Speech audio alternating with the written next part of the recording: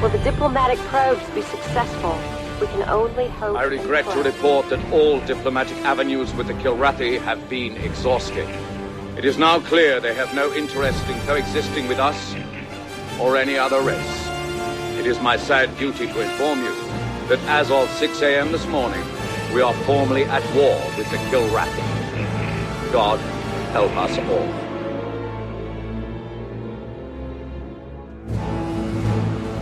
Welcome to Now Playing Podcast review of Wing Commander. It's like nothing I've ever seen before. Part of Now Playing's video game movie review series. The most hazardous and dangerous and greatest adventure on which man has ever embarked.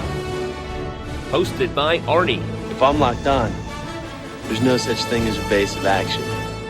Justin. You got balls. You should see them. Mine are bigger. I've been told size doesn't matter. She lied. And Stuart. He really is a good guy once you get to know him.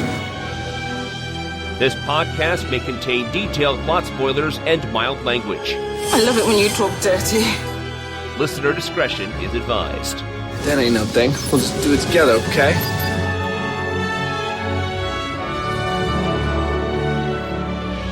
Today we're discussing Wing Commander, starring Freddie Prinze Jr., Saffron Burrows, Matthew Lillard, Checky Caro, Jurgen Prochnow, directed by Chris Roberts. This is Arnie, co-host of Now Playing, but you can call me by my call sign, Ace. And Stuart? And this is Justin, and you can ride my tail. Oh, wait, that's the wrong movie. Not really. This movie was sold as Starship Troopers meets Top Gun. Mission accomplished. Starship Troopers? Or Star Wars? Because, Arnie, you are the Star Wars fan that you were, when Wing Commander came out as a video game, I thought they were Star Wars games. I thought that's why you were playing them so much. Star Wars ripped it off. There are some great Star Wars games called X-Wing and TIE Fighter. And I do not include X-Wing versus TIE Fighter or any of that other stuff after it. But X-Wing and TIE Fighter were amazing games. They were games that made me a computer gamer. They were games that made me go out and buy a joystick and a sound card and a CD-ROM back when you had to buy all those things individually. Yes, kids. For those who don't know, you used to buy a computer and it wouldn't play music or sound. You then had to go spend an extra $150 to put in a Sound Blaster 16 card, and then you could hook up speakers to it. Arnie, you're OG PC Master Race.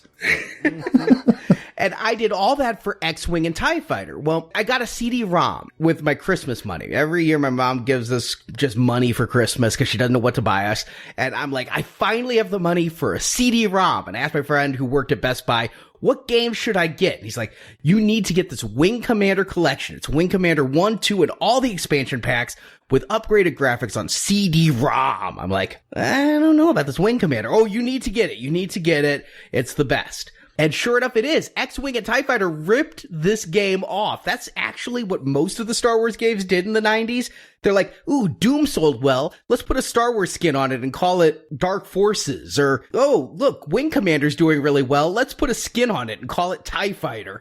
So it is very much a Star Wars-y game, but it's in its own universe, developed by Chris Roberts, who was in his 20s, a computer programmer and a major Star Wars fan who saw A New Hope in its first theatrical run, became obsessed with it, and when he was creating a video game, it actually helped him to rip off Star Wars because video games do better if they remind you of movies. And so in 1990, when he came out with Wing Commander, the entire game, and I showed you a little of it, Stuart, but it's a flight simulator. So what I showed you, it was ported to Nintendo. The controls were crap, but I was using a flight stick back in the day and fighting the Kilrathi. And in addition to just being a fun space flight simulator like X-Wing and TIE Fighter were, where you had to balance your shields and complete your missions, it had a couple things that they never replicated properly in X-Wing or TIE Fighter. The first was Chris Roberts developed several storylines for this war against the Kilrathi, which is a race of cat people. Every so often in the early games, you'd see them, and they did look just like felines.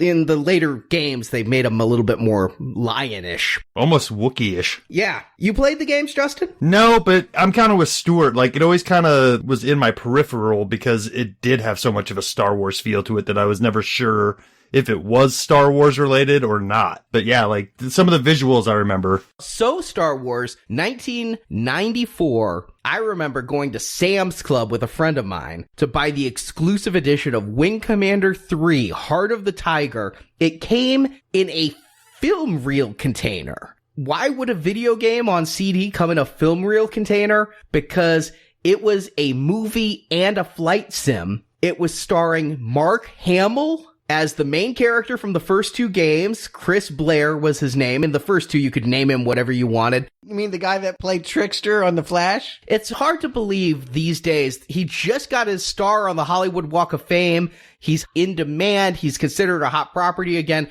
But in the 90s, Mark Hamill was kind of not doing so hot. And then Malcolm McDowell, who also, I mean, Firestarter 2, but, you know, Malcolm McDowell. Tank Girl, sure. John Rhys Davies, Tom Wilson, Biff from Back to the Future. Oh, yeah. I think there was some curiosity for actors of a certain type to explore video games. Everyone heard it was the future, so that you were going to act in a game. It sounded edgy, revolutionary. I could see certain people being drawn to that. And yes, some people will do anything. And, of course, there was porn star Ginger Lynn Allen also in here as one of the love interests. But what I loved about the Wing Commander games, even before this, was there was a storyline where you could lose a mission and still play. It just, all of a sudden, the war took a turn for the worse, but you could still find a path to victory. And which person you went out with as your wingman really mattered because they all had different AI. And Maniac, he was truly insane. He was like cracking up from the pressure, and he would do really stupid shit that would get you killed.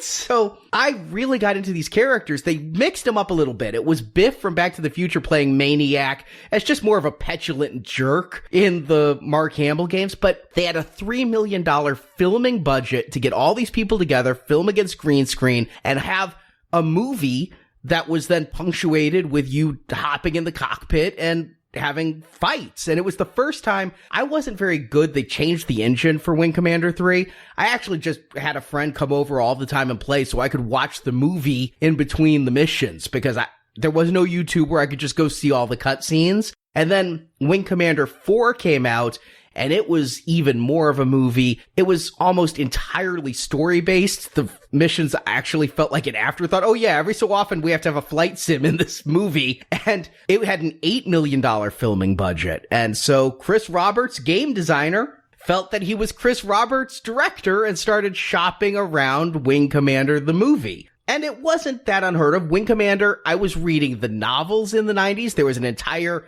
expanded universe of novels. Which then degraded down into novelizations of games. It's hard to believe, but they actually novelized games. I don't get it. I read some of them. The Gabriel Knight games I loved, so I read the books, and I'm like, yeah, I played that. And then they novelized Wing Commander 3 and 4, and I'm like, yeah, I watched that. He slowly rolled his thumb over the D-pad and pressed the A button.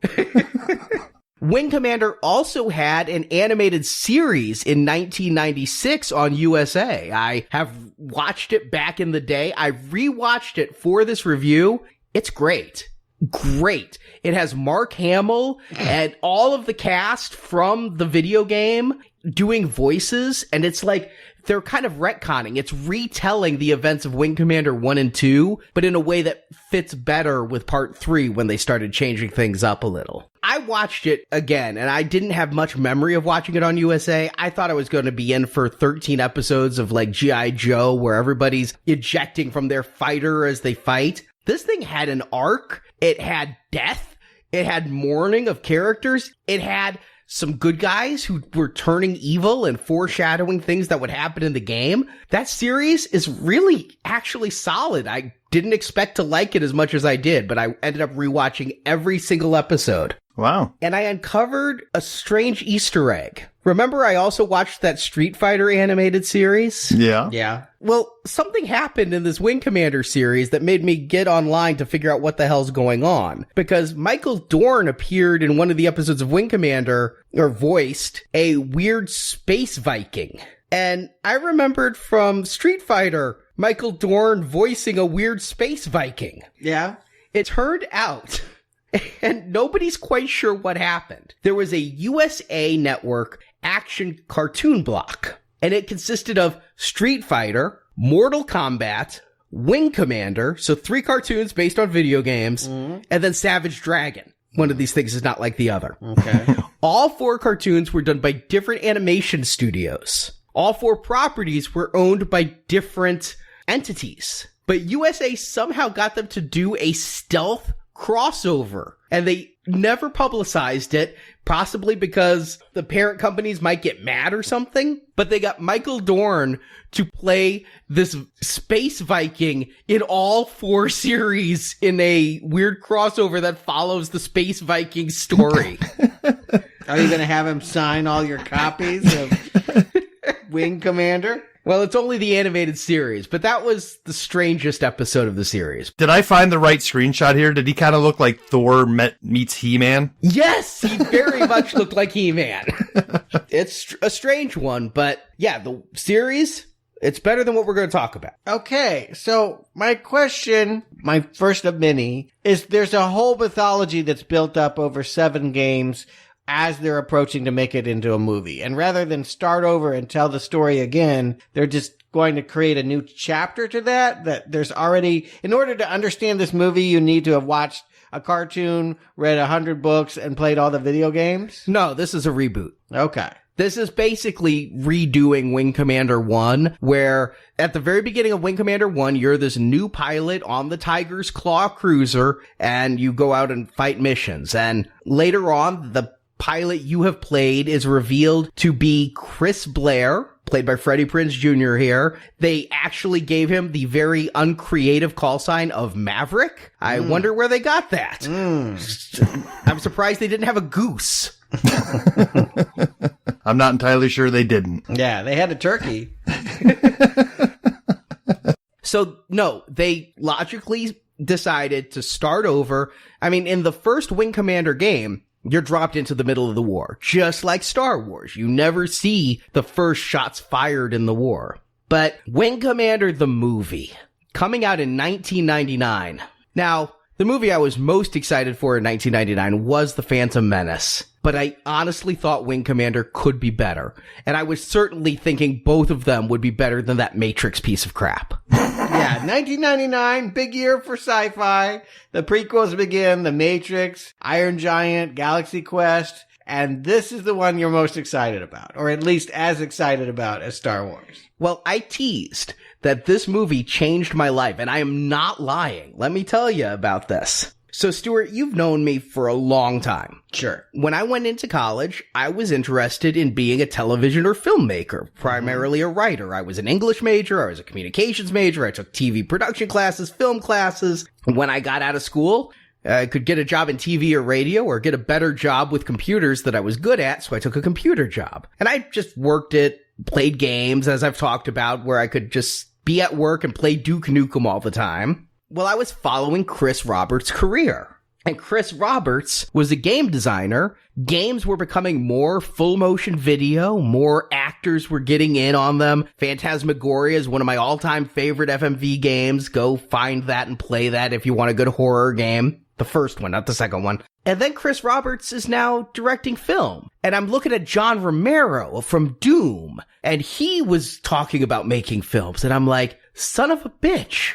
Game designers are the next auteurs. I'm going to go to school and get a programming degree to backdoor my way into Hollywood. I'm going to become a game designer, and then I'm going to make films based on my games. Yeah. And so I went back to school and got a master's degree in computer science with my eye on Hollywood via computer game, thinking, in a worst case scenario, I'm still making games, and that's awesome. And oddly enough, that's not the craziest of plans. No, Hollywood is ready to embrace whoever is hip. And yeah, games were hip in the 90s. Rappers were hip in the 90s. They were giving films to a lot of people that weren't tried and true, come up from film school kind of auteurs. So yeah, it makes sense that they'd be willing to give the people that made a lot of money making video games a shot at making a lot of money making movies. But the driving force behind this was Chris Roberts. After the success of Wing Commander 3, I mean, this game was selling millions of copies. It was one of the highest selling PC CD-ROM games of all time. He decided he wanted to be in Hollywood. He just wrote a spec script, started shopping it around, and it ended up in the hands of Todd Moyer, producer of such films as The Mask and Barbed Wire. Okay. And at the time, there was not a lot of information about this movie. In fact, this movie came out and it shocked me. I'm like, this movie's coming out now with no fanfare? They never even made a theatrical trailer for this movie. Wow. It's so sad, but the less you see, the more likely you are to watch it. Yeah, I think the fans need to go skidding in with the hope and knowledge from the video games rather than see what they put together for celluloid here. So we'll talk about some of the budgetary constraints and issues Roberts had when we go through the film. But before this movie came out, Roberts went back and said, listen, some things went bad during the production. Can I have a little bit more time and a little bit more money? And Fox said no. And here's exactly what they told him in summation. We have already made a profit on this movie. If it makes nothing at the box office, we have made a profit because we've spent $24 million and we've made more than that on video and TV deals. If we give you more money, we might not make a profit, so we're done. Ouch. I often, and I think most people, look at success of a motion picture based upon how it does at the box office. This movie was a success for Fox before it ever made $1. Anything at the box office was gravy. Which is so strange to me because I would say that one of the things that always kept me from digging too close and figuring out exactly what Wing Commander was is just the generic nature of its name. It tells me nothing. Wing Commander. That could be set anywhere, anytime, as long as you're dealing with something that flies. Yeah. In fact, it was a sister game to Strike Commander, which was an Earth-based flight sim in modern day. I mean, either one could have gone either way. Those words are poison to me. You say flight simulator, and I'm running as far away from the console as I can. I've never liked them from Chuck Yeager on. They're boring to me. They're too technical, and I never want to play them. And so Fox told Moyer. Moyer was there, and he's like, listen, we should give this movie more money and more time. Fox said, if you can find somebody who will pay us $2 million more than we've paid for it, we'll let them have it. But we need a $2 million profit. And Moyer found someone to do it. And he was literally sitting down to sign the contracts when an exec from Fox called and said, don't sign those papers. The movie's coming out in 6 weeks. And Moyer's like, but you told me if I made you the money. He's like, I don't care what I told you. It's not happening. The movie's coming out in 6 weeks. We're going to put the Phantom Menace's second trailer in front of it. That's all this movie needs. And it's on. So they needed a space movie to come out to pimp the Phantom Menace trailer. So the money this movie made at the box office, it is actually documented that of its $11.6 million at the box office, a lot of people bought tickets to see the Phantom Menace trailer and then left before the Freddie Prinze movie. Oh boy. But not you. Not me. I was there for this movie. Let me give you guys a little bit of backstory on what happened that I've only recently come to light. It was unknown forever what really went on behind the scenes, but around 2010, a book came out where Todd Moyer spilled everything, and then Chris Roberts went public with his stories. Okay. You mean the accusations, why this is so terrible? Yes. Okay. So Moyer had come from Dark Horse Comics, where he was used to exploiting properties with the Alien versus Predator comics and all the other stuff that Dark Horse did. Great movies. Yep. And again, The Mask and Barbed Wire. Terrific. Love them. Well, you do love Alien. They had nothing to do with that. Well, I just said he did the Alien comics. Okay. And so he started shopping around. He was telling people it's Starship Troopers meets Top Gun. Chris Roberts, though, was calling it Das Boot in Space. Mm-hmm. They went to 20th Century Fox and got just enough money for a guaranteed distribution. But Fox had some demands, and I suspected this before I even knew it. Fox said, we'll give you the money for distribution, but you gotta get this Matthew Lillard and this Freddie Prinze. They're really hot right now. Shaggy and Fred? This was before Scooby-Doo, thank you, but after She's All That. Which I never saw. We were too old to see it, but you probably love it, right? I did see it when it was new, yes. I have no problem with that. And Matthew Lillard, Scream, and Hackers, I was a Matthew Lillard fan. Wow. I'm only partially surprised that Seth Green isn't in this. I can honestly say I didn't think I had seen any Freddie Prinze Jr., and then I do remember I did see I Know What You Did, but I don't remember what they did last summer. I mean, Freddie Prinze and Matthew Lillard were like the Corey and Corey at the turn of the millennium. They did 5 movies together. She's All That was the first. This was only the second of 5. Then Summer Catch, unwatchable, and the 2 Scooby-Doos. Yeah. When you're emulating the Coreys, that's a problem. But Matthew Lillard, again, ever since he was in Hackers, I've been open to seeing Matthew Lillard in stuff. He is a quirky character actor who can bring something different to a role. Were they the right fit? Like, in your mind, you were like, yeah, he'd be perfect for Maniac? No, not at all. I'm like, these are totally wrong. Why don't you just get Mark Hamill? You'd be better off. Yeah, seriously. But according to Chris Roberts, they were too old. Freddie Prinze, you hadn't seen him. I knew him from the I Know What You Did Last Summer movie. That was where I first got to know him. And then I had seen She's All That. He was a heartthrob by this time already, though. I mean, I feel like he was in the pages of Teen Beat magazine before he would show up on our radar. Which usually, tainted my opinion. Well, then you don't want to see that movie, right? Oh, yeah. I thought that this wasn't the casting I would have done. But hey, in Chris Roberts, I trusted. But when I was coming to this review, I suspected Fox mandated this, and it turns out they did. Sure. And Todd Moyer did some crazy investment scheme that he gathered $25 million from various governments and investors, including some money Chris Roberts put up himself. Todd Moyer said basically Chris Roberts bought his way with his fortune from games into becoming a Hollywood director. Mm-hmm.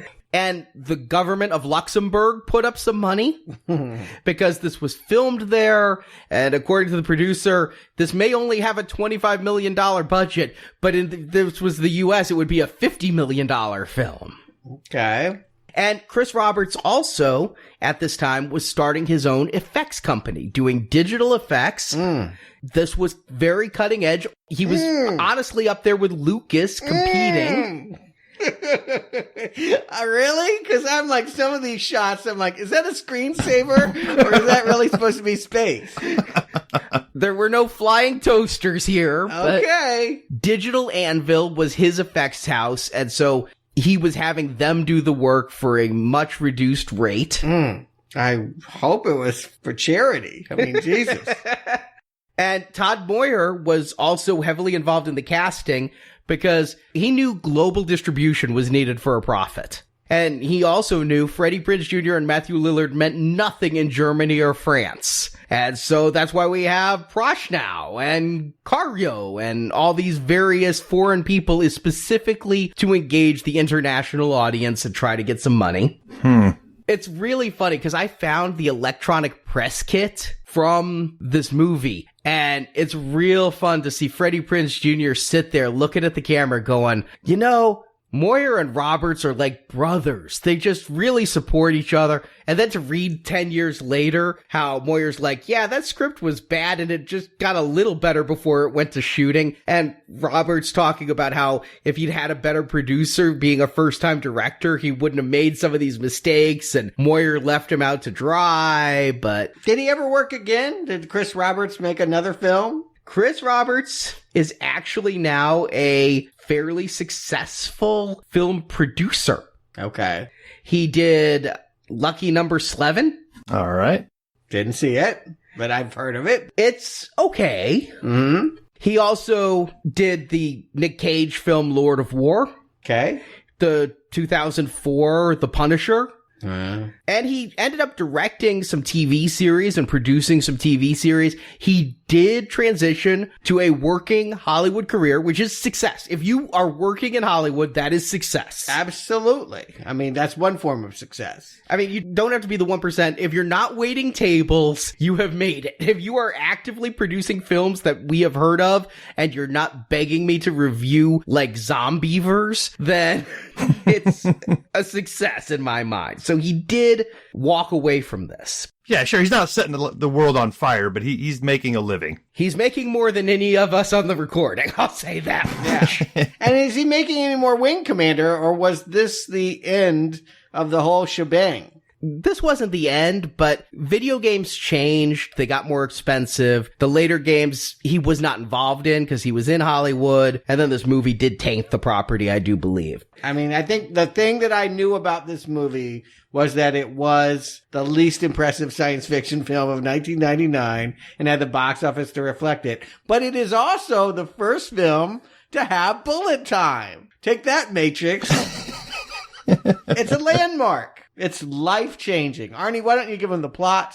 We'll get through Wing Commander. In the 27th century, mankind has spread out from Earth and explored the far reaches of space. There is now a galactic government for humans called the Terran Confederation. Not the Federation, because otherwise Paramount's going to sue for Star Trek. Space was primarily explored by pilgrims with tremendous navigation capabilities. But the pilgrims turned evil or stoic or something and attacked the humans in a major war. The pilgrims were defeated, and many Terrans have an absolute hatred for any remaining pilgrims. Without the pilgrims, humans had to turn to technology to navigate the stars, using special jump computers to travel between points light years apart. However, in the depths of space, the Terrans encountered a warrior cat-like race, the Kilrathi. The Kilrathi want only to kill humans, so we are at war. Imagine that. Is peace even possible if kill is in your name? I don't know. The way they look, I thought that they might just be subdued with a ball of yarn. Yeah, they look like the Kilrathi. I mean, like, can I have a cheeseburger? I can has Wing Commander? Well, that's all before this movie starts. In this movie, the year's 2654, and the Kilrathi have boarded a Terran ship and stolen one of the navigation computers, and with it, the warriors learn how to travel to Earth. The Kilrathi are en route, and the Terran fleet won't be there to fight back until 2 hours after the Kilrathi arrive and start bombarding the planet. Terran Confederation Admiral Tolwyn, played by David Warner, almost Malcolm McDowell. Malcolm McDowell was asked to come back. He was the only person asked to reprise the role, but he was filming Fantasy Island. Remember when he was doing Fantasy Island? Yeah, the reboot. Yeah, sure. I watched every episode. Wow. But here it's played by David Warner, wants to call on the only space carrier in range, the Tiger Claw. To do this, he gives an order to half-pilgrim, half-human pilot Chris Blair, played by Freddie Prinze Jr. Who would, I mean, if you're half pilgrim, doesn't he at least need to wear a bonnet? The Admiral fought with Blair's human father in the Pilgrim War. So Blair's human father slept with a pilgrim woman, had a child, and then went and killed pilgrims in the war. I'm confused at this point. Pilgrims are just people who left Earth, right? They're not a different race. No, they're a different race. No, they evolved differently when they left Earth. Yeah. Okay. Anyway. Can it help if I say none of the pilgrim stuff was ever in any game? Yeah, I suspected as much. Blair goes to the Tiger's Claw with his friend Todd Marshall, codenamed Maniac, played by Matthew Lillard, and Fleet Intelligence Agent Commodore James Taggart, codenamed Paladin, played by Checky Cairo. On the Tiger's Claw, Blair faces lots of bigotry from pilgrim haters, but he also finds romance with Wing Commander Lieutenant Jeanette Devereaux, codenamed Angel, played by Saffron Burrows. The same year as Deep Blue Sea. You would call that romance? Yeah, they kiss at the end. I guess they do. And Maniac finds love with a pilot as crazy as he is, Rosie Forbes, but his antics get her killed and he's heartbroken. Marines from the Tiger's Claw board a Kilrathi communication ship and discover the coordinates where the attacking fleet will arrive near Earth. but the Tiger's Claw is damaged and cannot get to Earth in time to warn the people there, so they send Blair with his half-pilgrim magical navigation powers to Earth to send the message. And no, it doesn't make any more sense when you watch the movie. But please, finish up. He's really good at the 10 key. You know, if you ever take a temp job, you have to show your 10 key skill. Pilgrims are great at that. He sends the message, but runs out of fuel and finds himself under fire from a Kilrathi cruiser, but Blair's superior pilgrim piloting skills allow him to trick the Kilrathi into flying too close to a gravity anomaly, destroying the attacker before they can harm Earth. Blair is rescued and taken back to the Tiger's Claw, where he kisses Devereaux as credits roll. So there you go. You've got this movie. I'll say this. When I went into this movie, coming from the game designer, and I think, Stuart, you're interested in how movies influenced games and vice versa. This is the first time in history a video game creator made a studio distributed film. Right. And so you'd think, I know the games, I know what he's done with the full motion video. I walk into this movie, I'm like, Pilgrims? Wait, what the hell? Where are the ships I know? This is nothing like the games I played almost at all. Really? Because, I only spent about 5 minutes with this. And like I said, you say flight simulator and I'm just repulsed, but you showed me some stuff. It looked like some of the ship design, at least for the enemy ships. The enemy ships were a little bit close, and some of the capital ships, the aircraft carrier type ships, looked a little close. But what happened was, when he was making a video game, Chris Roberts said, it's good to have a little bit of Star Wars flavor because it's going to attract people to your video game. But when making a movie, knowing the prequels are coming, they were so proud of this on that electronic press kit. They couldn't stop talking about having the production designer from Titanic there. And he took up a lot of their money. And they said, we want to go old World War I type thing. We want to get away from the Star Wars vibe. We want to feel like old biplanes and things. So the ship designs are totally different. The Kilrathi designs are totally different. Some of the names are the same. This whole Pilgrim storyline, there was none of that, because in a video game, the story's about me. When I played Wing Commander 1 or 2, I entered my name and my call sign Ace and kept going. When we got to Mark Hamill as me, we found out the name was Chris Blair, but it was still my call sign of Ace until I started reading the books and this movie where he was called Maverick. But it's all about me. Here, now they have to give this pilot a little bit more, I guess, backstory than they gave Mark Hamill, because Mark Hamill's backstory was in the first 2 games and you just knew it. And so they come up with this whole Pilgrim Second War thing. It's really muddy. They're looking for something mystical to bring in here without conjuring the Force.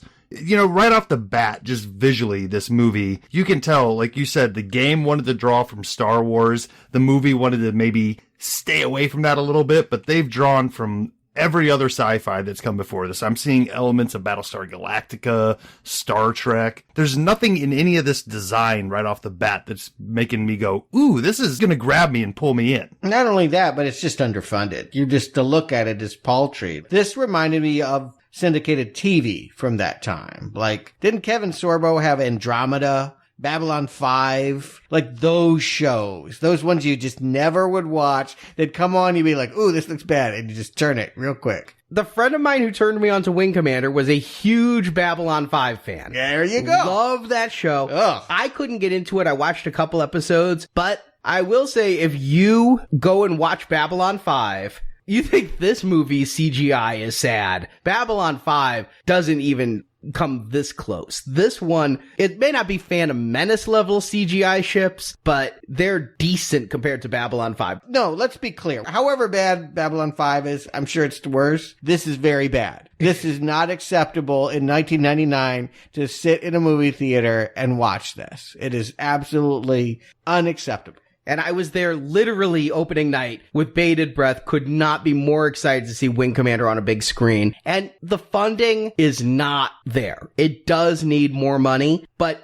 only in certain instances is it lethal. This does not have a cheap feel to it. Roberts did the best he could with the money he had.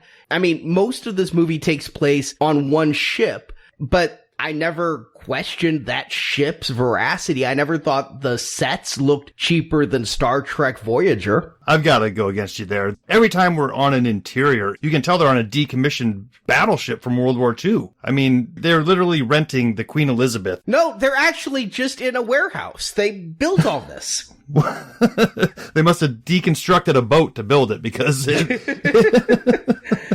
And this was trendy at the time. There were a lot of sub-movies. U-571 was a big one around this time. World War II. We were in that war. We were looking at historical battles and feeling good about it. And that was coming out in our war films from the 90s. So it doesn't surprise me that they'd find inspiration from World War I, World War II. Hell, Star Wars did the same thing. But this is just not adequate on any level unless you're on TV in the 90s. If this were Doctor Who, I buy the cat people. If it's not, then I just think that you have to get a better suit. You have to get a better villain. This opening where they're storming the moon base, and I mean, it's laughable. Okay. The Kilrathi. They are really bad. And this is apparently the source of a lot of frustration for Chris Roberts. What happened was he wanted to do all CGI characters for them. And Moyer's like, no, they're not going to look right. They're going to look really bad.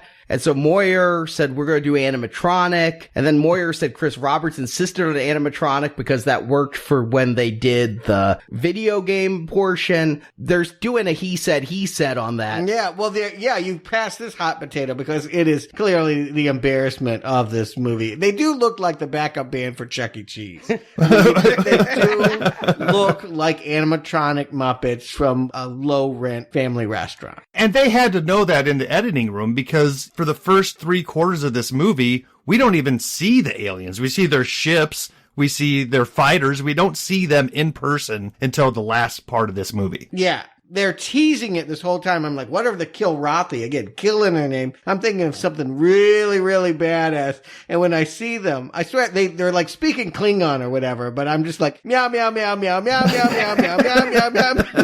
I literally watched the movie saying that, and it made more sense than what they were saying. Okay, well, you say they knew in editing. Well, they definitely did, and I'll talk to you about what they cut. But they knew when filming. Chris Roberts...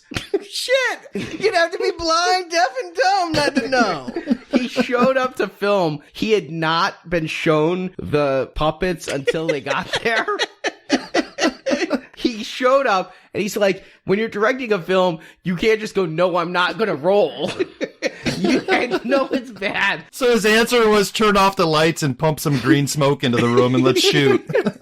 I mean, if he's got pilgrims, why not do some pilgrims? That would look better. Just don't even do the Kilrathi. Well, there was an entire subplot about a pilgrim human admiral who was a traitor and working with the Kilrathi because he wants the Kilrathi to destroy Earth because Earth won in the Pilgrim War, which would at least give some payoff to all this pilgrim bullshit. But because it involved a human talking to Kilrathi and more Kilrathi screen time, they cut it all because they knew. But when they were asking for more money, they were asking to go back and redo anything involving the Kilrathi, just refilm those scenes and give those enemies something better than what they had. But other than the Kilrathi, to me, the film meets adequate. Ooh. Wow. Where's your line? If you're paying money for a ticket in a movie, that's not adequate. If you're renting this and it went straight to tape, maybe. It's got at least the same level of production values as, say, Demolition Man or Screamers.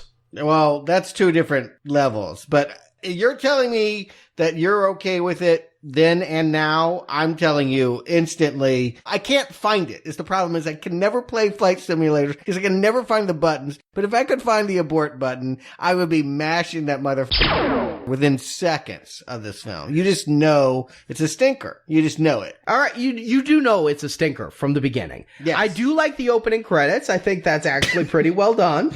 Yeah. The titles are spelled correctly, presumably. Well, no, there's some nice maps and things that they had. All right, there was a part of the electronic press kit that discussed all the opening titles, and it made me appreciate them more. But yes, when you start off and you're seeing this first invasion of a ship and the Kilrathi stealing the navcom, Yeah, it does not instill me with confidence. And when I see Freddie Prinze Jr. and Matthew Lillard next, it doesn't help. This thing is horribly miscast. They do not come across with any gravitas. This is supposed to be a war film. Yeah, think about Top Gun. Think about Starship Troopers. Think about when you take innocent people and show them death.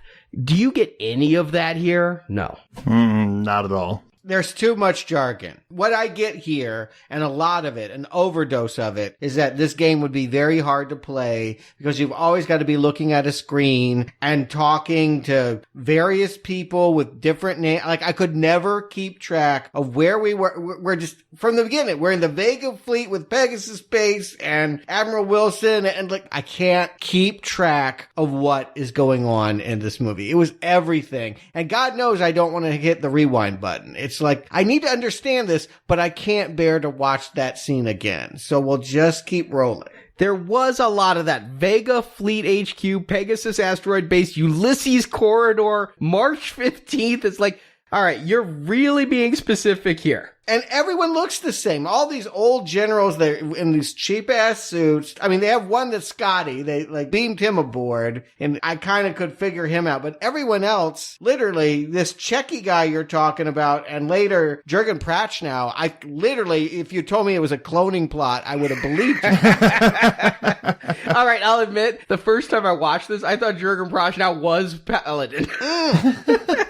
So this, again, and everything is about what they're doing and flying and these names, and Kilrathi, we haven't seen them for much of the movie. Like, it's like I'm in space floating, trying to grab anything, and I'm just falling further. It's just an awful feeling. Visually, they're not helping us. You're right, Stuart. There's a lot of dense sci-fi sounding names that they try to give us in little ticked off sci-fi fonts at the bottom of the screen, but without anything visually in the background to make these places seem distinct to one another. I have no sense of where we are in the galaxy. Let me see if I got this right. So they're not military. They're like just in some freighter that's just a commercial ship called the Diligent. I think that they were headed to the Tiger Claw anyway. I mean, I don't think a merchant ship just shows up at an aircraft carrier and then they're like, okay, you two, hop in some fighters and get to work. I never understand what's going on,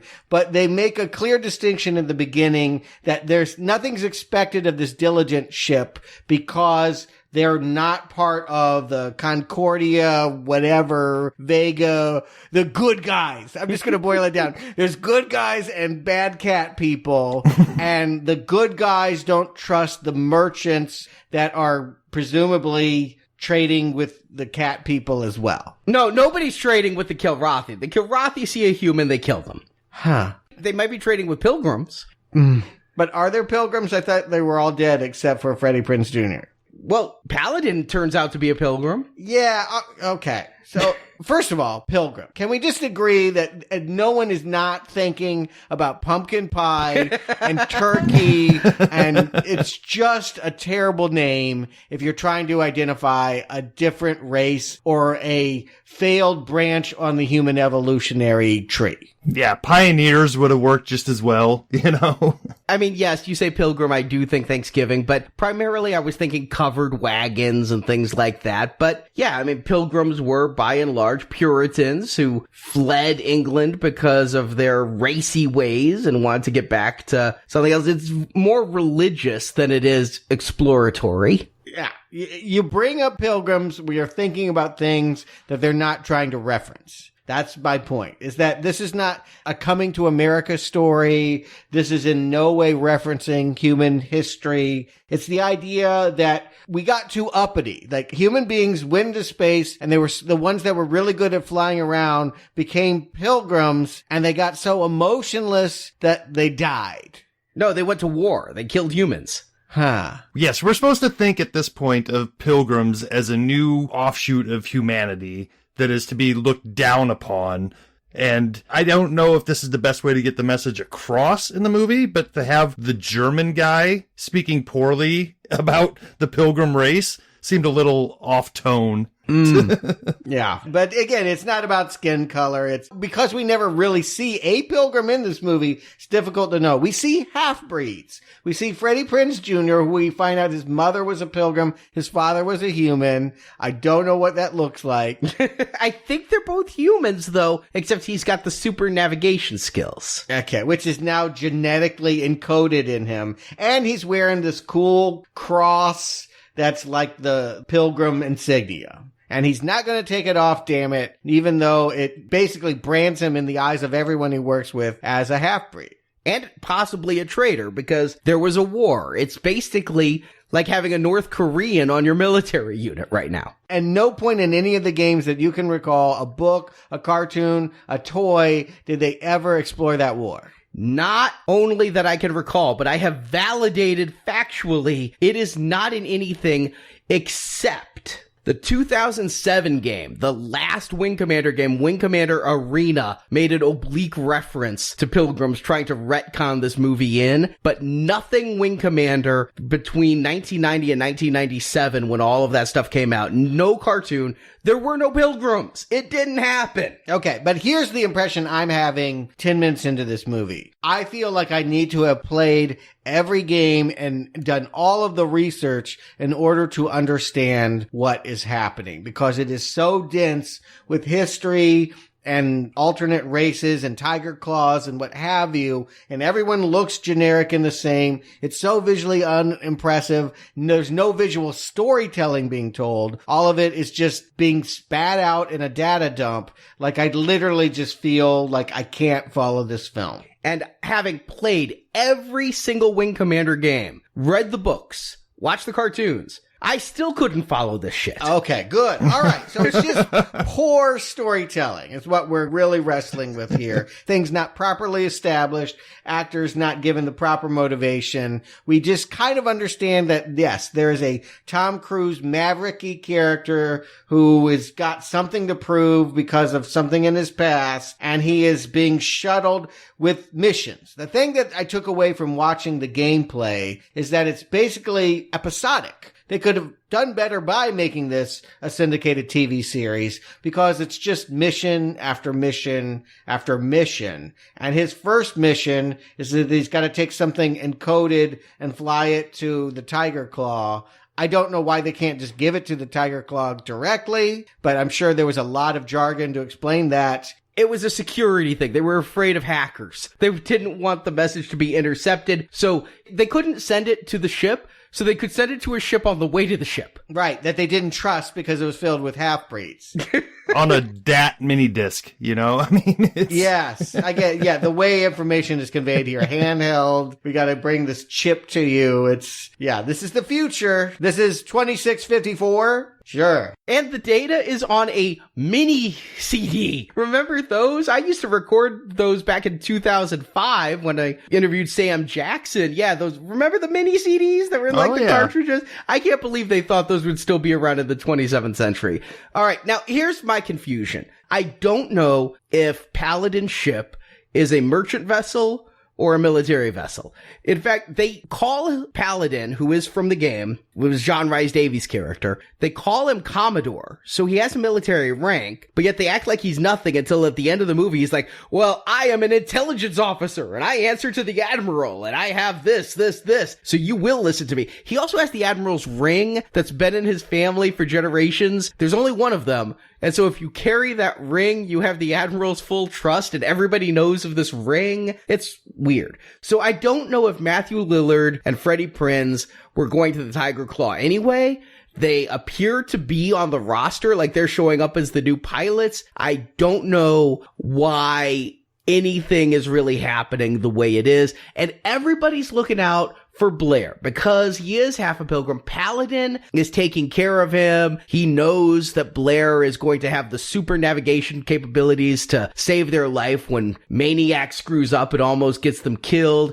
And the Admiral, when he has a secret message, he's going to trust this half pilgrim. It's just get to the school, right? If you're trying to do Top Gun or even Starship Troopers, the drama lies in the young pilots eyeing each other up and down and jockeying for being number one and creating rivalries and friendships. You don't need to establish all this other strata of admirals and people in other quadrants and jumping quasars and all of that. Just start at the goddamn school, and then they can graduate to the war after we establish who everyone is. But that's all we have. All we have is them talking in one room, going to another room, looking at something on a screen, and talking about the threat of the Kilrathi, which I have to point out again, we have not yet seen. If we're not going to see the enemy, there's nothing much to do but sit around and talk about it for a while. But again, they could be training and just becoming better pilots. We could find out that he has this magical gift to jump quasars. Is that in the game? There are jump points in the game, but there's no pilgrim, so there's no magical ability. And in fact, when you jump, you basically just fly to a point and it happens automatically. It looks like you get near a black hole and then you like use that to fold space and time or something. And I don't know what it is. It looked like a black hole on the computer monitor. And I thought maybe it was something in gameplay that I just didn't see, but it's not fun to watch. And it doesn't seem to have any particular skill set other than you just hit the button at the right time. This whole thing about the jump points and all that is completely made up for this movie. I'll give it this. I suppose you do want a little bit of a Chosen One, a little bit of a Luke Skywalker vibe around Freddie Prinze. I hate to tell you, but Freddie Prinze, you are no Mark Hamill, and I mean that. Yeah. I understand what Roberts was going for. It is really poorly conveyed. And then we finally get to the ship. You know, it's a little bit of a bumpy ride, but now we're home. When I started Wing Commander 1, I'm on the Tiger Claw. I'm fighting with Angel and Hunter and Paladin and Maniac. I'm like, okay, now we'll get some rhythm. We're going to get our Iceman, right? If you're going to do Top Gun or Starship Troopers, bring in the Val Kilmer, bring in the Tim Robbins. You know, I'm just ready for that.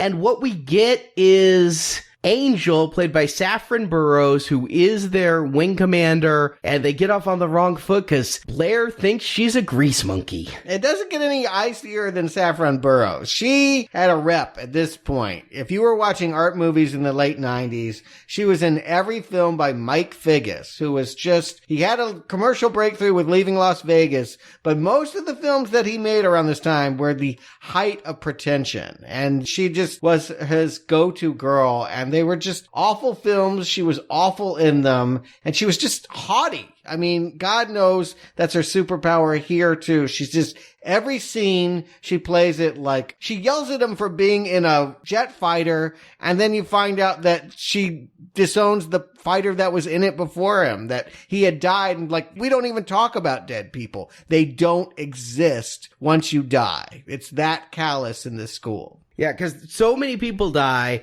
that they don't want to be reminded of the dead, so they just never existed. We're never going to even acknowledge it. Yeah, what you're trying to set up is a romance from people that are denying emotions. So that's why it's so hot, and I guess that's why they got someone as ice cold as Saffron Burrows, because I get they couldn't change Freddie Prinze, but wouldn't you get Sarah Michelle Gellar? Wouldn't you just get a youthful, fun teen presence to match him? Did you catch Sarah Michelle Gellar in this movie? Was she a cat? She was a pinup on Freddie Prinze's wall in his quarters on the Tiger Claw. I did not catch that, and I'm not going back to look. I did see that they considered Minnie Driver for this role, and I think she might have been able to pull this off a little bit better, because I can see what they're going for. The cold-hearted commander who's seen so much death and destruction, and, you know, here comes the new guy, and if nothing else, he may teach her to love or break through that rough exterior and find the love underneath of that, but it's not playing out that way. Oh, no, I get that that's the dynamic, but they've aired too much on the extremes. Freddie Prinze is just way too clownish, and she's just way too old and brittle, and I did not think it was going to be a romance between them, because they have nothing there. They don't have a Tom Cruise, Kelly McGillis, Top Gun chemistry at all. No. But that must have been what somebody thought they were getting in order to achieve this. And so then they get another mission. And I think it was a real mistake that everything is happening within 40 hours. You know, all these people are meeting within 40 hours and doing everything. I don't know why it takes 40 hours for the cat people to jump to Earth. We understand basically, and understand's a loose term here, they have a 2-hour head start, that there's no way that the human beings can catch up with the cat people because of a 2-hour difference. And it's for these guys on this side of the quadrant to make up that 2 hours by holding up some catnip or something. I don't know how you stall the Kilrathi, but that's what they got to do. They need to get the message back to Earth. They can't transmit it. These are the closest people, even though they're behind. So you've got to try to get that message to Earth before the Kilrathi get there. But they have to fly there and not be noticed by the Kilrathi because they are one cruiser and the Kilrathi have superior forces in this quadrant. And this is where I really feel Chris Roberts lost his way. When I played Wing Commander the game, it was like a Star Wars movie in a video game. And the Star Wars movies were all dogfights and all aerial battles.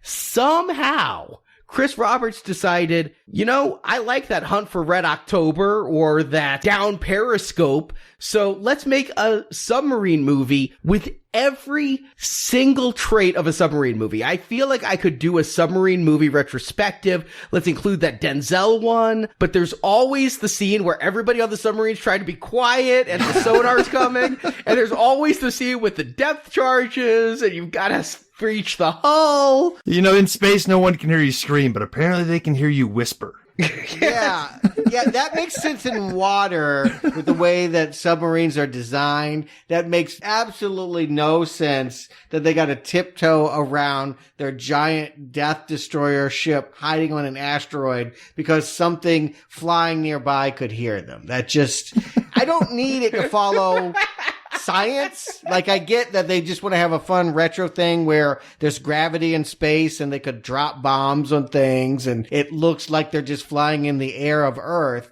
Okay, I'll go with that retro nostalgic thing, but this was just too far. That I could not buy. And it's unnecessary. I get it. You're trying to do an old war film, but you don't need to ape every cliche. Do something fresh. Do something in the game. People like these games. Why can't anything here be likable? Maybe it was budget, but what I liked in the games was aerial battles. There should have been some more of that. We do get a couple of them. Can you tell what's going on? I mean, in Star Wars, I'll give you this. The filmmakers never get me confused about what's happening. You understand because actors look up and they cut to the ship, and just the way that it's put together with sound, performance, and visual effects. There is a visual storytelling that's happening that you're never in doubt of what you're looking at. Here, it's like I'm in the cockpit of a ship I've never seen before, and I don't know how anything works, and I'm just hitting buttons. Just hitting buttons. I'm not getting the stakes either. When they're out doing these dogfights, we do get some interior cockpit shots to show our heroes.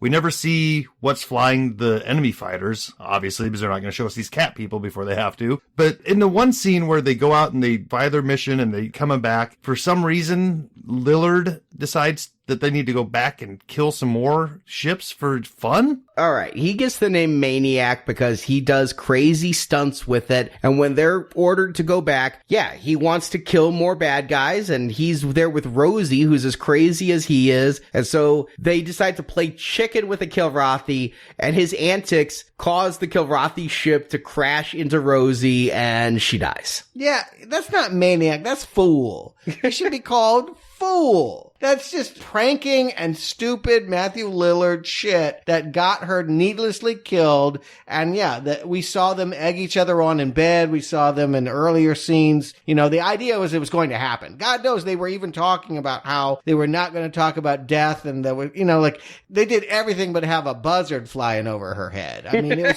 was obvious that she was going to die.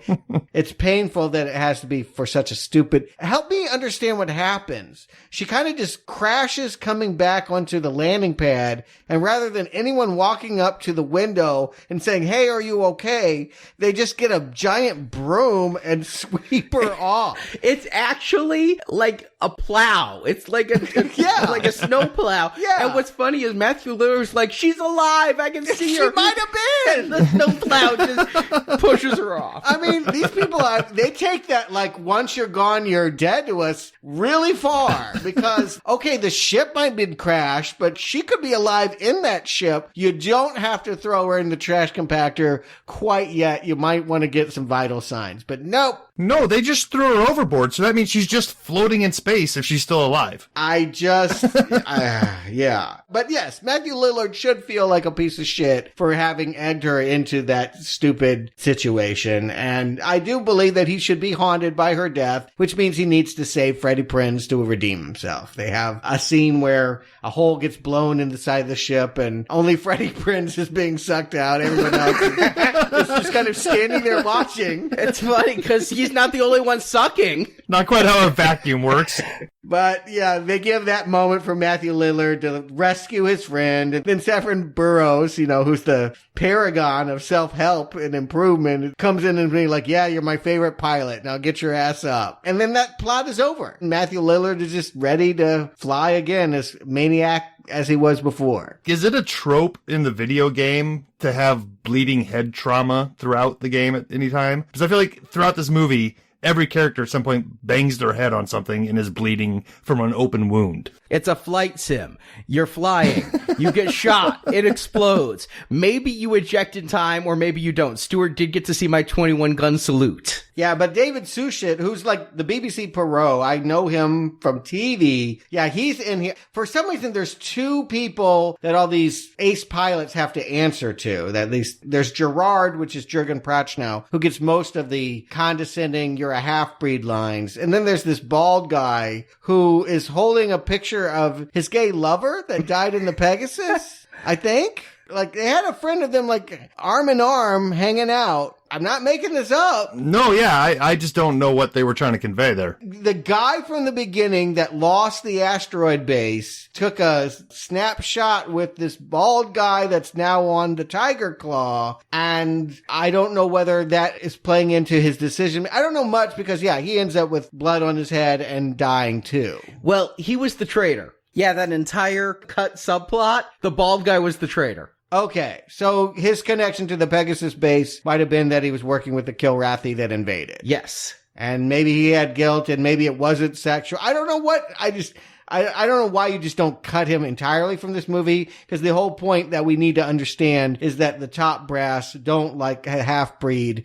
in their ranks. And we have every character really saying that again and again and again, but Freddie's not going to put away his cross. And eventually he's going to be asked to use his skills because his original captain, you keep calling him Paladin, but we didn't know that. He was Taggart up until he just decides, hey, everybody, I have top secret military clearance and I actually outrank all of you, and takes over the whole show. And in an effort to keep the movie moving along, he gives his secret passcode, and we actually get to see her plug that passcode in and wait for the input to come back. Like, come on, we get it. Let's keep it moving. Yeah, that's one thing that this movie is not good at, partly because visually they can't pull off the effects, and partly because I just think to this man, the writing is about all the jargon and getting all the names in and being able to say, you got to have the Navcom AI. Like, I don't know what that is, but they just keep saying it. It's Mark Hamill. Mark Hamill is the voice of the Navcom Merlin in this movie. What is a Merlin? Yeah, when they said, hey, Merlin, help me out here, was that another pilot? No, it's a computer. Okay, god damn. I didn't catch that at all. Yeah, I mean, nothing is established. And so if you haven't played a game, you are lost in space. All right, Merlin isn't in the game. The Navcom isn't a big part of the game. The game is a drama with space fights. Okay, so the game does not help with any of this, which is why I'm sitting in theaters and my heart is breaking. And I came to a realization. Now understand, I'd already enrolled in my master's courses by this point. I did it on the news that Chris Roberts was directing. Mm-hmm. I had committed to a life course, and it hits me. Computer programmers are very detail-oriented people. They get very in the weeds. That's what coding is. That's what you have to do. Right. They may not be the best people to write scripts. Or work with actors. Again, you're not necessarily having that interpersonal dialogue. All of these actors are giving us nothing. Maybe it's on them to come up with something if nothing's been written for them, but they feel like they're giving video game performances. I honestly think that any of them would be better served just being digitized and thrown in some game. Yeah, I mean, it's the same reason why programming and UI design are two separate job titles. I think what we're seeing here is a whole lot of programming and not a lot of nice user interface. And just putting the money in the wrong places. Because Chris Roberts stood there and stamped his foot and said, we have to have the production designer from Titanic, they didn't have the money to give him anything to work with. So you had the greatest talent, and he had to do something with paint and plywood and had nothing left for the Kilrathi. Well, he knew a lot about sinking ships, and clearly that is what we're on here, as we are piddling towards some kind of climax that involves Freddie Prinze jumping to Earth to tell them, hey, I just jumped to Earth and more ships are going to be coming one at a time. What have these cat people been doing that is taking them one at a time and 40 hours to do what Freddie Prinze beats them to do? And they started by having the AI, and he was like way in the back on some merchant ship. All right, here's what is confusing. And I realized when writing the plot summary, this is my third time seeing this film. I saw it in theaters. I was traumatized. Yeah? When it came out on DVD, I bought it because it was Wing Commander. I need to brainwash myself into thinking that this is as good as the games. And I went back and I'm like, it can't be as bad as I thought it was in theaters. And it was. Meow, meow, meow, meow, meow, meow, meow, meow, meow, meow, meow, meow. And so I've never looked back except in my memory with hatred at this film, but I watched it this time, and then writing the plot summary, I'm like, do you know the middle hour of this movie could be cut out? Because basically, the important things for this plot is Freddie Prinze is given a CD. He carries it to the Tiger Claw. Yeah. And then the Tiger Claw has to go and they attack a Kilrathi ship. It slows down the Kilrathi. They send some Marines onto their ship and find out where the Kilrathi are coming out. This helps because now you can have all of the Terran fleet aim their guns at the point where the Kilrathi are going to appear. Can I walk through that just one more time to show you why I'm so confused by it? The Kilrathi didn't know how to go to Earth. So they go to the Pegasus base and they steal this thing called a Navcom AI. Yes. That tells them how to go to Earth. Yes. But nobody in Earth knows how the Navcom AI goes to Earth? Well... So would they just know, oh, they're coming the Navcom AI way and not need all of this horse shit running around with asteroids and people flipping and having everyone graduate from Top Gun? Yeah, I mean, they should know how to handle this, and they should just be more prepared. Earth should have people monitoring it at all times if there's a jump to it from anywhere and there's killer cats in space. It's a full movie. I could forgive it anything if it had one image that was worth looking at, but it's so ugly. And that includes their money shot. I mentioned it earlier. They are the first movie, not the first time anyone saw Bullet Time, but I think there were some Gap ads that had it before. Car ads, too. And they said that they knew it was an advertisement, but they were going to be one of the very first to do this in film. And The Matrix did it like right after and much better. Yeah, there's no comparison once you see it. They're only doing it so they can say they have the shot in there. It accomplishes nothing. Yeah, they didn't even figure out how to do it without the strobe light. The things I'm seeing during this movie are starting to remind me of the criticisms I read from some people after they walked out of The Last Jedi. And it made me start to think, like, maybe they accidentally saw this movie instead of The Last Jedi. They need a reality check, because I get it. You can be disappointed in anything. I mean, your expectations create an idea and then the reality doesn't match it. But this is bad whether you're a Wing Commander fan or have never heard of it before. If you've never seen a sci-fi movie, if we took someone from 100 years ago that had never seen cinema before, a movie image and showed them this, they would be like, nah, we don't really like this camera shit. It's too derivative. Yeah. I like my plays. Back to the opera. Well, anyway, I don't know. Is there anything to say about this ending other than, Maverick gets his redemptive moment and then Kelly McGillis is saved from near death? That they had this Titanic thing where you go on, my ship failed, and it's for Paladin to go save her off camera. I think they ran out of money. Yeah. Yeah, it's the whole ending. Is there any scene in a movie we've ever reviewed more pathetic than when Freddie Prinze is looking around at his janky set and goes, I love this ship? I don't know. I think Matthew Lillard's ugly cry is worse than that, actually.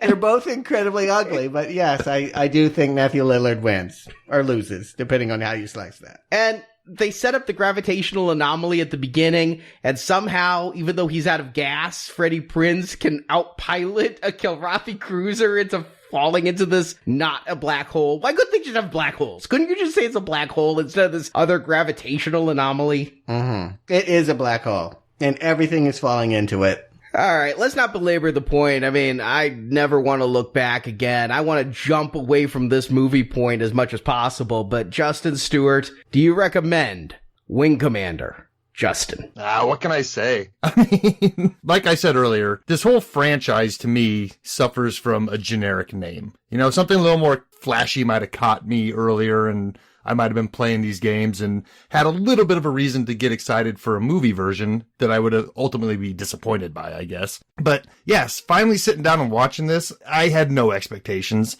But the thing that struck me right away was how much visually they're just aping from all around them. I mean, there's scenes that look like they watched Alien and went and just reshot that. There's scenes that look like, you know, you guys brought up Babylon 5. You know, I mean, Deep Space Nine. Name the weekly Star Trek series that was going on around him, and it looks like that. Enterprise or Voyager? Yeah. I mean, they're trying not to be too blatantly Star Wars, but at the same time, it's all there. So an interesting story could have kept me watching this and entertained. You know, it's not always about good graphics and awesome special effects, but it didn't do either. So yeah, to me, Wing Commander can just stay back in 99, and I'll never be fooled into buying the re-release on the Blu-ray or DVD. Stuart. You know what? I think this is one of the best. When you take the flight simulator model and everything that I feel about how confusing and unfun they are to play, this movie brings that to vivid life on the movie screen. It's exactly how I feel watching this as playing the game. So in that respect, one of the best adaptations, but that's only because I fucking hate Wing Commander and every flight simulator. This movie is more than being garbage. I mean, that's evident to anyone. I literally don't know how the pieces connect. I can't assemble anything. I am in a console pushing buttons, and I never know if I blew something up or if something happened. I don't know what I did. I sat through a movie. It was 110 minutes long, and I don't know what happened, but it involves Saffron Burrows and the She's All That cronies, and hopefully they'll never be asked to fly again. I still love absolutely everything that came out of the Wing Commander franchise up until 1998. The books did feel a little bit like homework to have to read. They weren't the best written, but they still had good stories, and that was a really fleshed out universe. It's hard to believe. They had toys, cartoons. It's really a massive franchise for 7 years. I see why Hollywood went and said, you know what? You're filming with Hollywood actors. You got Biff and Luke Skywalker and Sala from Raiders of the Lost Ark and Alex from Clockwork Orange all up on this green screen. You're spending $8 million filming Wing Commander 4. Let's do a movie of it. How it could go so wrong is just marvelous. The fact that the same guy, I mean, he's not credited as the screenwriter, but Chris Roberts wrote the original script and obviously had influence on the story here. What happened? Did he doubt himself? Was it producer Todd Moyer? I mean, Todd Moyer did make Barbed Wire. And you know what? This movie, it reminds me of Barbed Wire in a lot of ways. An incoherent story, cheap sets. We should remind people you're not talking about fencing. It's actually a movie called Barb Wire that had Pamela Anderson in it. I just assumed everybody knew that. I would assume most people didn't know or don't need to know. And honestly, until this review, I thought Chris Roberts crawled into a hole and was never seen again because I couldn't find any interviews with the man. He had disappeared. It was only because of research that I did, some pretty deep digging, plus the help of a Wing Commander fan site that allowed me to find that he is a producer and he is still in Hollywood. He showed his face again after this film. Mm-hmm. And from what I've read, it's not all his fault. He needed more time. He really needed more money. If you're going to do a space opera adventure, gotta have the resources to do it. The other thing was, this was rushed into production. He had 3 months for pre-production. He wanted 6 or 9. That's why he never got to see the Kilrathi until they literally showed up on the set. So, I mean, that just sounds, you could blame the director. Like, why did you allow the Kilrathi to be designed and you never saw them? But by the same token, Fox said, we gave you the money. We need this movie by November. So this whole thing is a debacle, and it sullies one of my all-time favorite video games. I will always have fond memories of being in the 90s and playing Wing Commander games. And check out that series. It's pirated all up on YouTube. You know, the cartoon series? So much better than this movie. So much better than this movie. I actually watched all 13 episodes. Other than the Space Viking, it's really cool. But I feel like Miss White in Clue. I'm just like, flames in my face. I'm so upset with Wing Commander. Yeah, I can't imagine anyone that would love this property would be happy to see where we're at. And this is a weird one. We have definitely seen Super Mario Brothers from the beginning. We've seen Hollywood didn't get it. And they made something that had nothing of the joy and love that you find in the game. For the game designer to not find any joy and love in his own creation, independent of whatever might have been forced on him. It's not like Freddie Prinze ruined this or not having the money ruined this. This was ruined from the inset. It's from the first time he wrote Pilgrim. This thing sucked. And I just think that that is a new low for us to see that the guy that made fun games couldn't think of a fun movie. Yeah, it's shocking that he was able to write 3-dimensional characters for a game. And this was so bad. I just have to think, you know what? Being a podcaster and a vodcaster and going to all these things, I have had my fingers in a lot of productions. I've worked with Justin on an actual film. I have done quite a bit of audio and video stuff. And you know what? Every so often I get cocky and think, you know, both of you know this, you were involved. Let's do an animated feature. That was a ladder that took a little bit of talking down from. Yes. I think the point you're leading to is that sometimes it looks easier said than done. That's what I'm getting to is I think he got overconfident and is like, hell, anyone can direct a film. I'm directing people for a game. And then when he got into Luxembourg, he realized all of a sudden, and you know what he even said? And this is a very telling quote. He was a big shot in the video game industry. And so when he wanted stuff, people made it happen. But when he entered the film industry, he was a nothing. He was the low man on the totem pole, even though he was the director. He was being eaten alive by the people under him and the people above him. He got out of his depth. This is the result.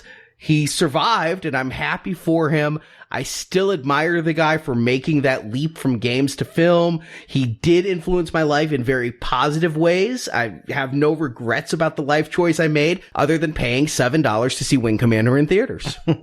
Yeah, I'm glad we're taking a break from video games. I can say that for sure. I don't know if I'm excited for Deadpool 2 and Solo, but that's what we're doing for the next couple weeks. And then we're going back to what many people have assured me is one of the great video game movie adaptations, Mortal Kombat. Great. Listen, don't, I mean, it's not Schindler's List. Don't,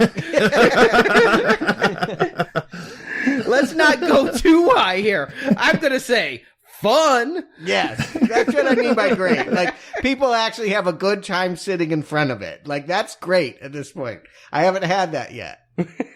If you mean characters taken from the video game and put onto a screen, yes, that's our bar. Yeah, but great? I mean, we're reviewing the Godfather films recently. Great has a special meaning, and I don't want you to go in thinking that you're going to see greatness. But we've discussed now a video game I hold very dear in love, and a movie that I hate out of it. And now we're going to a movie that I really hold dear, but I haven't seen in a decade, and a video game that I'm really kind of cold on. I never got into the Mortal Kombat games. Loved this Mortal Kombat movie. Oh, yeah, and I love playing the game, so it'll be fun to revisit that one. It'll be fun to kick your ass when we play it online before the review. Oh, yeah. And if you want an entirely different kind of movie experience, Platinum Donors will be getting Serpico. We are covering Al Pacino's career as both a gangster in the gold level and as a cop in the platinum level, and certainly one of his most famous roles. Probably should have gotten the Oscar for it. 1% of a Woman. But Serpico. And that is our movie this Friday for Platinum Donors. Because we have absolutely no knowledge of what consistency of tone is on a podcast. Wing Commander, Serpico, sure, same thing. Al Pacino, Freddie Prinze Jr. Yeah, what's the difference? We're casting a wide net. Yeah. We hope you'll join us then. Justin, Stuart, thank you for joining me on this trip through memory lane, though. It's been a blast to finally... I feel lighter. Like I've been holding this weight on me since 1999. I feel like I've let it go. Like this has been some kind of confessional. I feel better. I never have to look at this piece of shit movie again, which is good because it's hard to find, you know. It's not available to stream. It's not available on Blu-ray. I had to find like an out-of-print DVD. And strangely, there was no commentary or bonus features. They wouldn't even give this guy an extra week for a Kilrathi scene. They give him nothing. You do not get to talk over your movie. I've got the commentaries track right here. Meow, meow, meow, meow, meow, meow, meow, meow. Until next time, game over. Let me give you a reality check. In all likelihood, you're going to die out here. We're all going to die out here, but none of us need to be reminded of that fact. So you die, you never existed. Understand? Yes, ma'am. Thank you for listening to this episode of Now Playing Podcast. We hope you've enjoyed the show. Better than sex. Bullshit. Better than sex with myself. Come back to NowPlayingPodcast.com each week for another new movie review podcast. I mean, that's not bad for the second best pilot of the Academy. And in the NowPlayingPodcast.com archives, you can find reviews of other video game movies, including Resident Evil, The Wizard, Doom, Final Fantasy, Prince of Persia, Super Mario Bros., The King of Kong, Tomb Raider, Street Fighter, Double Dragon, Rampage, and more. Did you just do that to impress me? I'm just trying to redirect some of that testosterone. Also at our site, you can find hundreds of other movie reviews, including Star Wars, A Nightmare on Elm Street, Independence Day, the Avengers films, Back to the Future, Batman, Superman, The Fast and the Furious, and more. If you say so, Captain. I do say so, Mr. Taggart. Do you want to continue? Insert money now to keep playing Now Playing. So what about my needs? Well, I'm all about your needs, sir. Now Playing Podcast is a show without any sponsors or ads. We rely on support from listeners like you to keep Now Playing operating. Got a suggestion or an order, ma'am? Definitely in order. You can donate to the show and, as our thank you, receive bonus podcasts. Over 150 bonus movie reviews are available to choose from on the Now Playing Podbean page, including Alien, Night of the Living Dead, Jurassic Park, Ghostbusters, Indiana Jones, Lord of the Rings, Psycho, Troll, and more. Let's make our miracle. Find a full list of available bonus shows at nowplayingpodcast.com/donate. See how together I love this baby! You can also join the Now Playing Patron campaign through our Podbean site. Patrons of $10 or more get a new exclusive movie review every month, plus even more perks, including one where you can pick a movie for our host to review. Find the details on our website. We are the Earth's only hope. We need to buy our fleet 2 hours. If you enjoy Now Playing, please head to iTunes and leave us a 5-star listing. It's the best way to help spread the word about the podcast. Does everyone here think I go around making suggestions? If you want even more Now Playing reviews, place your order now for the first Now Playing book, Underrated Movies We Recommend. Get reviews of 125 films our hosts love.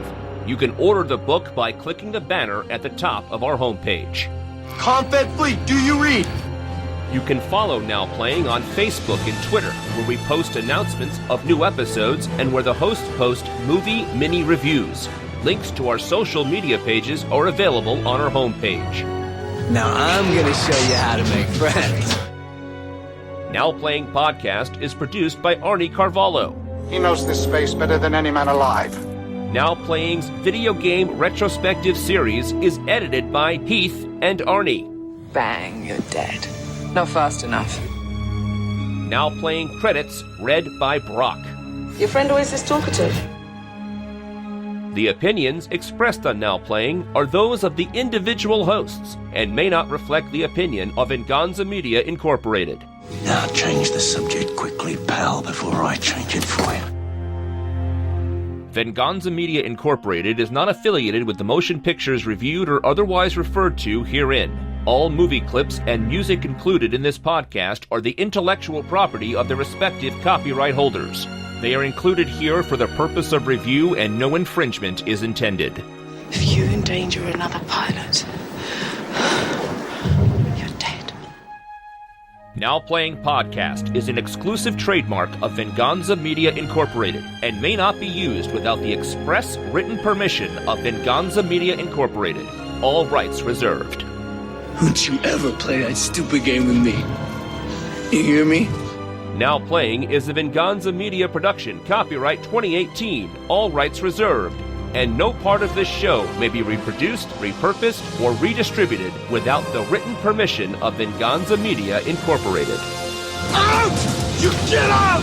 Get out! Get out! Ow, jeez!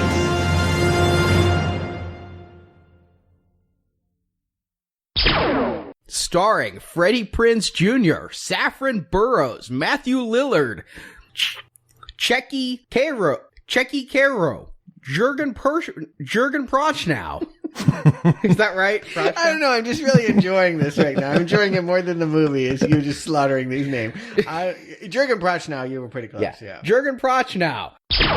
The Alien versus Predator comics and all the other stuff that Dark Horse did. Great movies. Yep. And again, The Mask and Barbed Wire. Terrific. Love them. Well, you do love Alien. They had nothing to do with that. Well, I just said he did the Alien comics. Okay. The comics were good. I'm talking about the Alien versus Predator comics at Dark Horse he did. Yeah, those were bad. The movies were bad. The comics were well, all right, fine. The first couple issues of the Alien, comic were cool. Arnie, you kind of look like Chris Roberts.